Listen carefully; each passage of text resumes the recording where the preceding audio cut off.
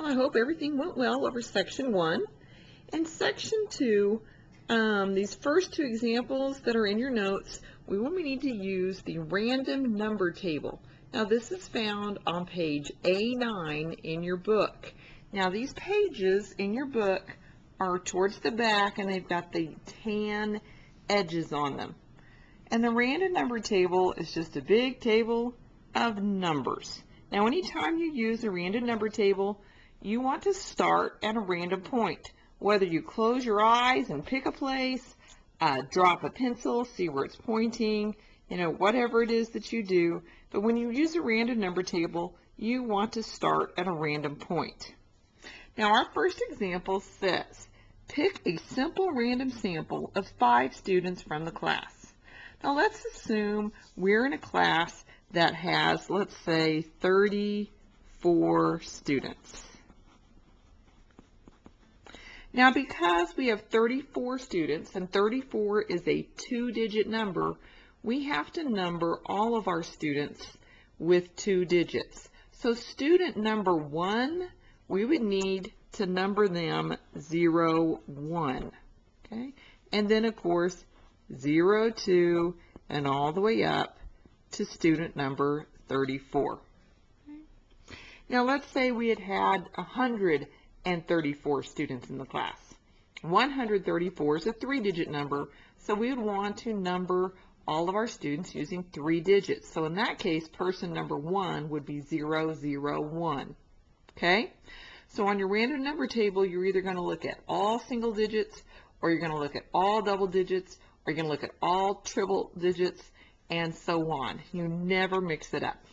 Okay? Now we want 34 students. Randomly, we're going to, let's see, start. Here's a good, I just kind of picked a spot.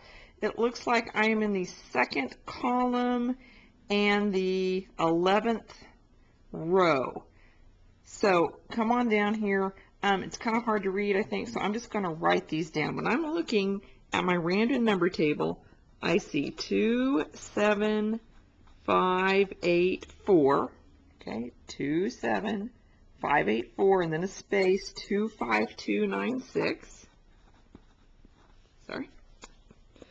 And then a space, 2, 8, 3, 8, 7. Okay. And then a space, 5, 1, 3, 5, 0. And then a space, 6, 1, 6, 6, 4. And it keeps going. We'll see how far we get here. So we're going to look at 2-digit numbers, looking for students numbered 0, 1 up to 34. So my first 2-digit number that I see here is 27.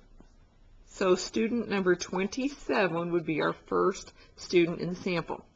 My next 2-digit number is a 58. We don't have a student 58, so I completely skip 58. Ignoring the gap, student number 42. We don't have a 42. Then we have a 52. Nope. 96. Nope.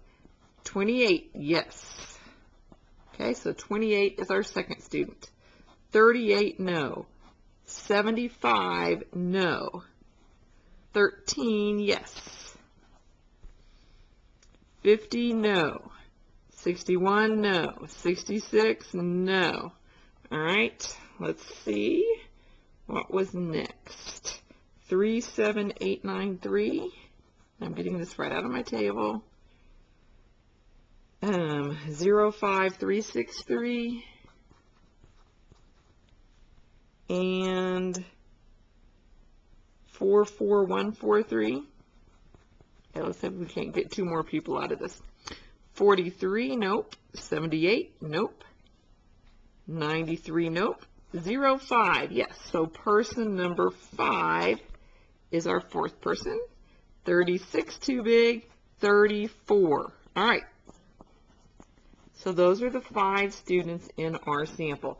If we had, gotten number 13 again, we would skip that because we can't have the same person in the sample twice. All right, let's look at the next one. Consider the example of rolling a single die. Describe how you would use a random number table to simulate the outcomes of rolling a single die. Use random numbers to simulate the first 10 outcomes. Well, the outcomes on the die are, of course, a 1, a 2, a 3, 4, 5, or a 6. Okay?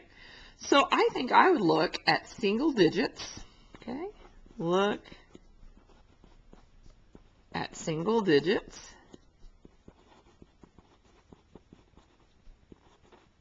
And I would skip 7, 8, 9, and 0.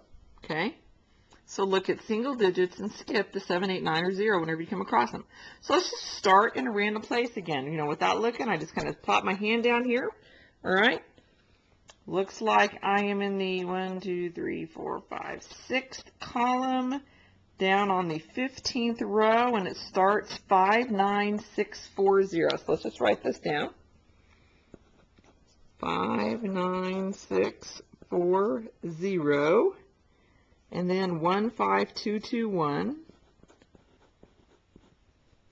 9, 6, 0, 7, 9. 0, 9, 9, 6, 1. Okay. So if we go through and just look at single digits, we have a 5 for the first roll, skip the 9, 6 for the second roll, 4 for the third roll, skip the 0, 1 for the fourth roll, 5 for the fifth roll, 2 for the sixth. We can do repeats on this one because, when you roll a die more than once, you can get the same number to come up. So 2 on the 7th, 1 on the 8th, skip the 9, 6 on the 9th, skip the 0, skip the 7, skip the 9, skip the 0, skip the 9, skip the 9, and the 10th roll is a 6. So there would be our 10 rolls. Great. All right, I got 3 minutes left. Let's see if we can get through these last examples so I don't have to have a second part. All right, sampling distributions. There were 5 of these. Let's go through, see if we can figure out what sampling distribution, should be used. All right, to conduct a pre-election opinion poll on a proposed amendment to the state constitution, a random sample of 10 telephone prefixes was selected, and all households from the phone prefixes selected were called. All right. The 10 telephone prefixes. That means they're not using all. That's like area codes 405 or 918 or wherever it is that you live. But they're only using 10 of them. And out of those 10, they're using all of the households. So they're using some prefixes, but they're using all the households in each of the prefixes selected. That's definitely cluster. To conduct a study on depression among the elderly, a sample of 30 patients in one nursing home was used. Well, if they were just too lazy, they just went to one nursing home, that's not a good sample. That was convenience. Okay?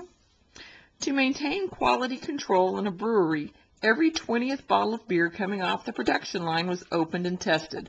As soon as you see every 20th, that's definitely systematic. Okay?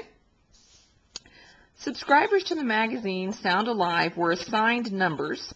Then a sample of 30 subscribers was selected by using a random number table. So everyone that subscribes to the magazine had a number. So everyone had an equal chance of being picked, and they did it randomly through a number table. So that is definitely a simple random sample. Okay.